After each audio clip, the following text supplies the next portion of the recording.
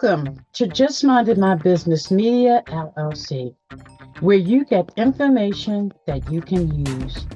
I'm your host, Ida Crawford. But before we dive in, subscribe to Just Minded My Business on YouTube and wherever you get your podcasts. Share Just Minded My Business with your family, friends, and colleagues.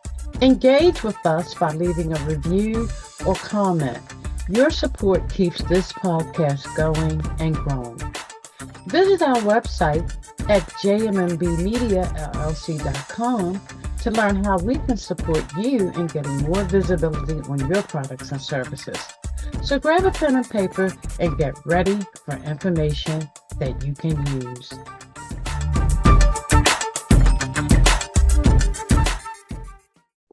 My guest, we were just talking about the evolution of women and how we are going to be taking over the world eventually because women are rising to such heights in business and, tapping into industries that have been quote unquote male dominated, and we rocking it.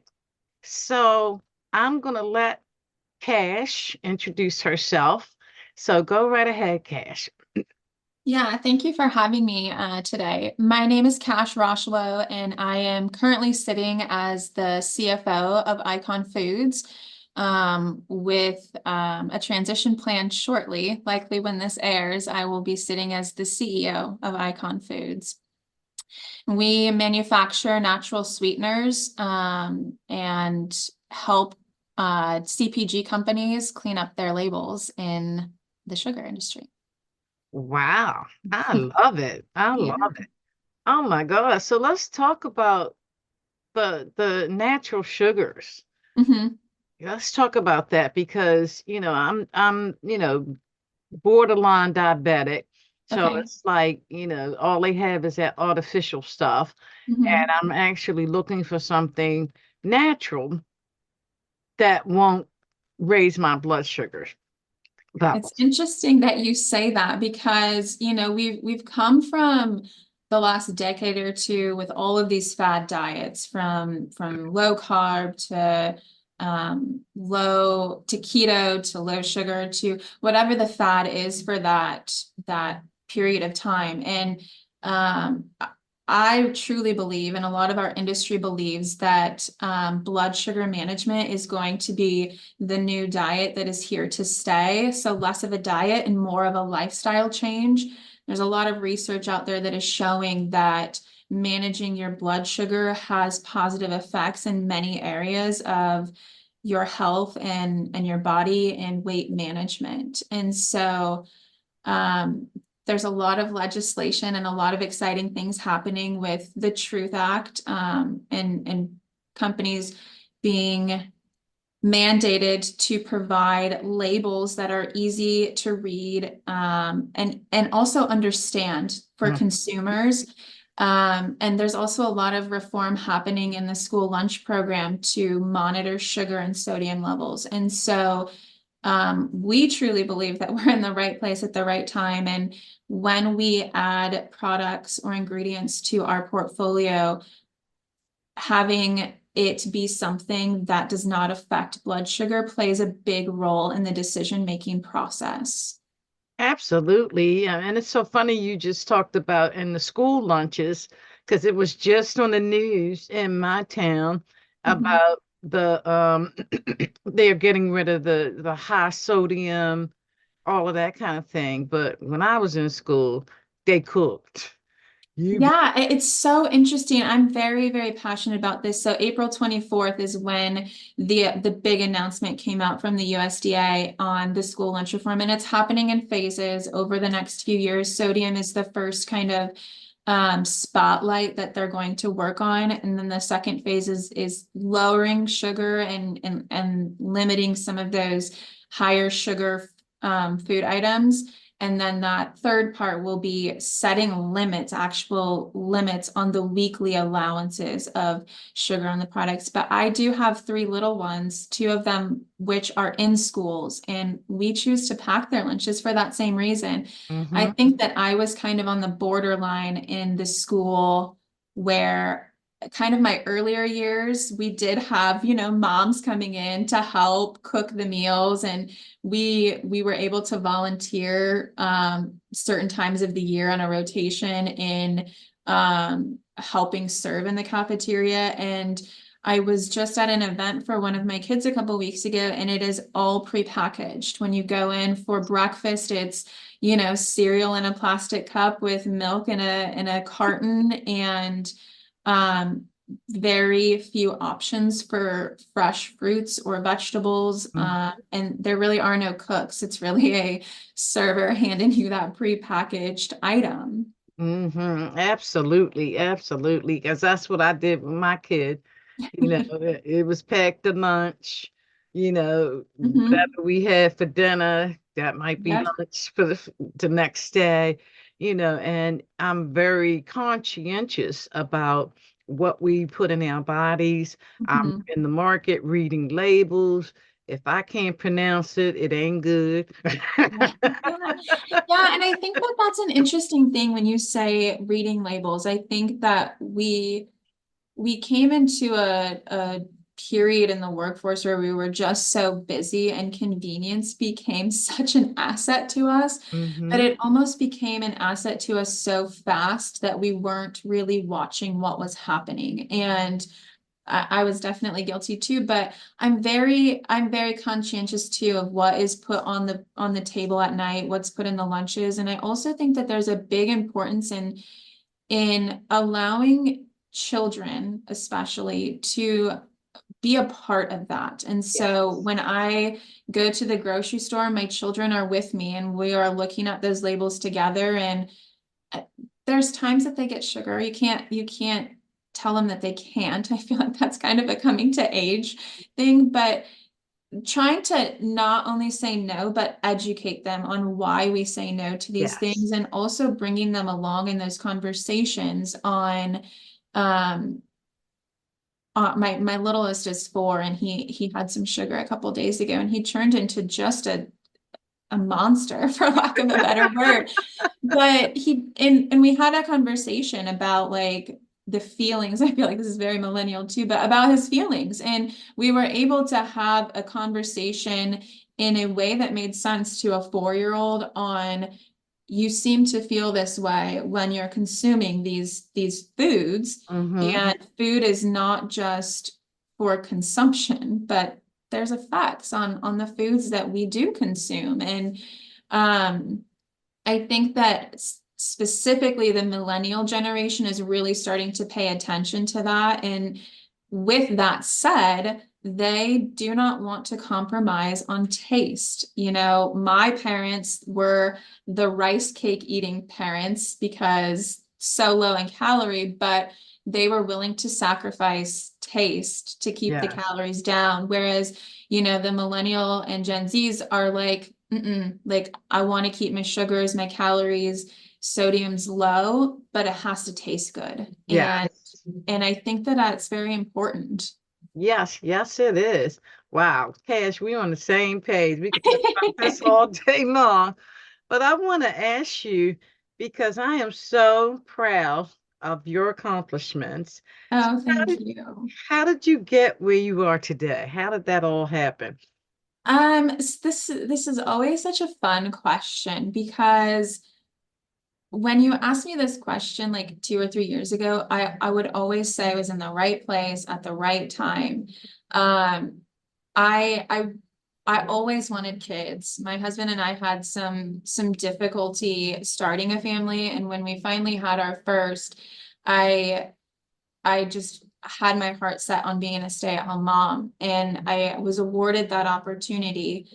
And to my dismay, it was not what it was cracked up to be for me. And I commend all of the people that enjoy being a stay-at-home parent. My husband currently does it now, and it brings him mass amounts of joy. But it was a really hard time because I felt like I had no purpose. And my husband would come home from work and he's dog tired and I have all these words to say. And he's like, I just have nothing left in the tank. And so we were just on kind of two different wavelengths. And I finally got to a point where I said, I think I want to go back to work, but I don't know what I want to do. And he was fully supportive of it. And so I kind of threw my resume all over the place, and Icon Foods was looking for an executive assistant to the CFO at the time. And I didn't think that I liked finance, but I really didn't have a background in it. So I was so desperate to just get into the workforce that I was willing to do whatever it was going to take. And so I got accepted, and it was on a part-time basis. It worked really well for my life at the time. And I remember starting in April of that year, and the CFO that I worked for at the time just so down to earth and really set the tone for what I would expect in business for the rest of my career. And about 2 months into my tenure, she had went into a weekly meeting with our founder and CEO, Tom, which was not uncommon, but the door was shut, which was very uncommon. And she came back into the office shortly afterwards with tears. And of course, the mom in me was just like, what's wrong? How can I help? Yeah. And we were not set up at the time to be a remote company in any sense of the fashion. And she was from Hawaii and wanted to go back and support some family members that needed her back home. And so she was transitioning out, and it was a very hard transition because her and Tom had worked so well together, and her and I had worked so well together, and she hadn't had a lot of support before this. And at the end of this, after, we had this kind of like emotional connection, she goes, but I want you to know, I let Tom know that I think that you could do the job. And like, this is 2 months into me learning business, learning finance, learning all of it. And I was just kind of overwhelmed. And I remember going and talking to Tom a day later and just saying, like, I don't know if I'm qualified for this. I just don't think that I may be the right person. I don't want to go anywhere, but I just like, this is a growing business. And what he said to me has sat with me for my entire time. And he said, you may not be qualified, but I'm here to support you. And that really changed the trajectory of my mindset in the business world. Like, if you have this group of people or even a person that is supporting you, then I feel like that's all that you need to kind of push through these boundaries. And so at the time, the company was willing to do whatever it took, whether it meant me going back to school, which they helped support in me getting my master's, in helping with coaches to educate me where I needed to be, helping with tools, and really being a very approachable CEO while he's growing this business. I never felt like I was a burden when I would ask questions about financial statements or the business. And I think that taking every opportunity that was awarded to me, it was just like, go get forklift certified. Okay. Go get Six Sigma certified. Okay. I always found a way to fit that into my time because it was such a gift that someone believed so much in me and my personal and professional growth to invest in me in such almost an intimate way that it drove me to kind of rise through the ranks. And when you look at my resume, even I today think it's a little unrealistic and fast in how it happened. But as it seems really fast, it also was really organic, and there was a lot of failures and roadblocks along the way. But again, that support system, both within the company and outside of the company, really helped set the stage for me to kind of move through these progressions. Wow, what a blessing. You are not lying. What a blessing. You know how many people would kill to be in a company that supportive. Yeah, I thank him every day, and I encourage any of your listeners to do that as well. You know, Mhm. thank the little people, whether they're big or little, for any opportunity. And I would say that my biggest piece of advice to anyone listening to this, and the biggest piece of advice I give to people is, if someone is giving you any sort of opportunity, big or small, it's a gift, Yes, and it take is. it. Like, find a way to fit it into your life or time or schedule and capitalize on it, because it doesn't only pay off in the short term, it pays off in the long term. And Tom and Icon Foods has been very vocal in that all of my opportunities have not only been to better Icon Foods, but also as something to put on the resume for when Icon Foods is not here anymore, or when I move on, that these are things that, while I've been gifted them, I own them. Yes, absolutely. Wow. And what's the CEO's name again? His name is Tom King. I would love to interview him because he's got traits that all CEOs need to have. Because when you support your staff, they Mhm. go beyond the call of duty for you. When you care about your 100%. staff and they know you care about them, Mhm. it just makes a world of difference in everything about the business because Mhm. people, your staff want to help you, they want to support you. When the road gets tough, they don't fly the coop. They right there with you, going Yeah. through it, and it makes a huge, huge difference. Wow. Yeah. Yes, I love to interview him. So Yeah, I'll that bug in definitely his head. connect you guys. Yes, because I'm sitting here in awe because I mean, I've only had one company that I worked for that I had a boss that really cared about my development. And when I messed up, it wasn't, finger pointing kind of thing. It was the kind of thing where, okay, let me support you so that doesn't happen again. And that's the kind of people you need around you. Yeah, and I think too, regardless, Tom has a very similar philosophy. I mean, both of us believe that failure is so important. I think that you learn so much more in the failures than the successes. Yes. And while moving through kind of the ranks like I did is not super conventional, I learned so much more through those because I had to fumble through them. I didn't always have, you know, someone to kind of guide me and make sure that Mhm. it was perfect. I went to a lot of weekly accounting meetings, or um meetings with possible investors, where I was very humbled because of questions that I didn't know the answers to. But I just, you should enjoy the losses just as much as you enjoy the failures, because the process is always the same. And I believe Kobe Bryant is the one that said that, but I think it's so important because it should be. It Yes, should it be the should be. same. And Yes, you have to celebrate the losses to get to bigger wins. you really do. And unfortunately, failure feels awful initially. I think we put such a negative stigma on failure, Yes, we do.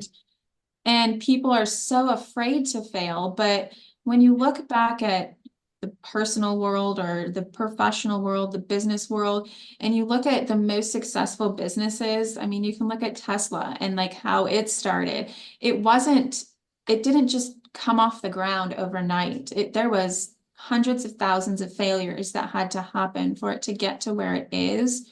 And so, yeah, I'm a big advocate for failure, with the caveat that don't fail in the same things multiple times. Absolutely. Absolutely. Get that lesson. Yes, yes, yes. For sure. Wow. So if people want to connect to you, how do they do so?